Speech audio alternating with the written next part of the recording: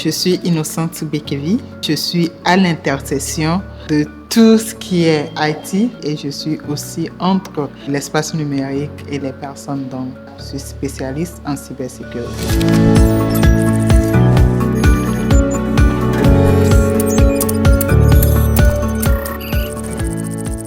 Ce domaine, je peux dire que j'ai parcouru du Togo aux États-Unis en passant par la France.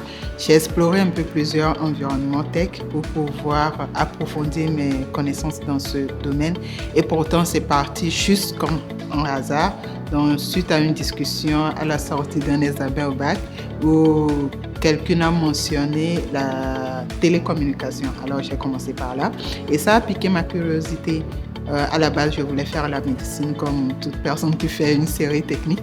Donc, je me suis dit, je veux bien faire ça. Je ne savais vraiment pas de quoi il s'agit, mais ça m'a piqué. Et après, j'ai fait des recherches et j'ai démarré en télécommunication. Après, je suis allée en France, j'ai fait un master en administration et sécurité réseau.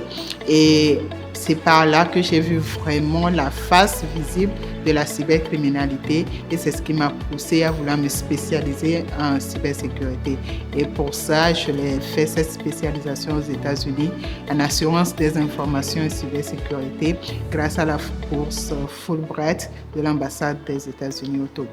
Lors de mon parcours en France, en 2017, où il y avait une attaque nommée WannaCry qui a détruit beaucoup d'organisations par un ransomware. Donc, c'est un type d'attaque où l'attaquant envoie des codes malicieux pour crypter vos données et après vous demande des rançons pour pouvoir vous les restituer, mais vous n'êtes pas sûr qu'il va vouloir vous les restituer. Donc, plusieurs organisations ont dû mettre à jour parce qu'il y avait des systèmes qui étaient vulnérables depuis des années, qui n'ont pas été patchés et j'étais à point nommé, donc c'était un peu un tournant décisif dans mon évolution, dans ma carrière et j'étais là, je l'ai vu, j'étais en plein dedans, donc ça a été des mois de travail intense pour pouvoir restaurer les données, mettre à jour les données.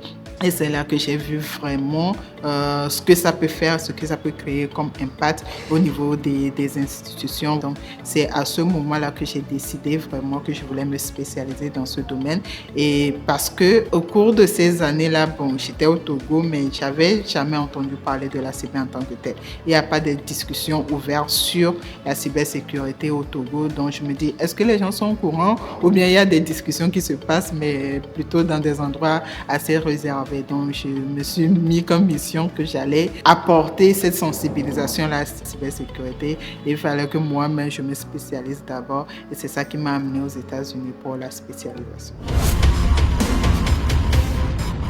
En tant que femme dans l'IT, après le genre, ça ne compte pas trop. Une fois que tu travailles, tout de suite, on oublie ton genre parce que tes résultats doivent parler pour toi.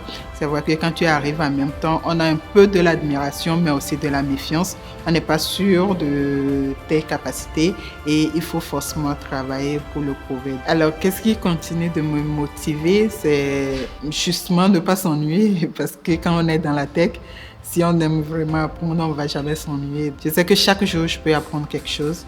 Chaque jour, je peux découvrir quelque chose. Chaque jour, il y a des attaques. Chaque seconde, millième de seconde même, il y a des attaques. Tu peux apprendre sur des types d'attaques, des virus, comment y remédier, comment contrecarrer. Donc, c'est un domaine quand même qui te maintient en éveil.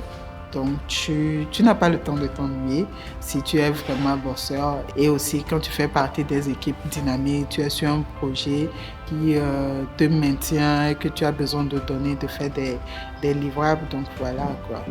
Tu continues, tu n'as pas le choix, en fait. J'ai ce travail en temps plein. Je suis mariée, je suis maman de 2 enfants.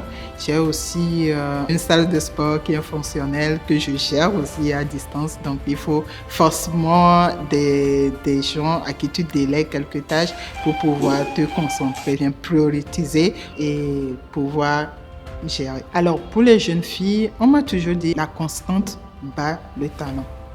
Donc, que tu sois talentueux dans un domaine ou quoi que ce soit, tant que tu ne le travailles pas, tant que tu n'essaies pas de l'améliorer tous les jours, ça va se perdre.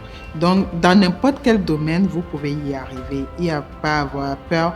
Il faut seulement truquer le mental, dire au mental que vous pouvez y arriver et vous allez y arriver. Et il faut travailler tous les jours.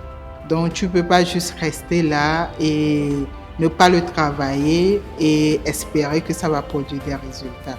Donc, je vous encourage beaucoup à persévérer dans votre domaine. Il faut surtout persévérer. Il faut entretenir la flamme, continuer constamment. Et je vous souhaite beaucoup, beaucoup de courage parce que en tant que femme, on est appelé à faire beaucoup de choses, c'est vrai, mais avec l'organisation, la planification, et si vous avez des passions, des partenaires qui vous aident aussi, vous pouvez y arriver. Alors, bon courage.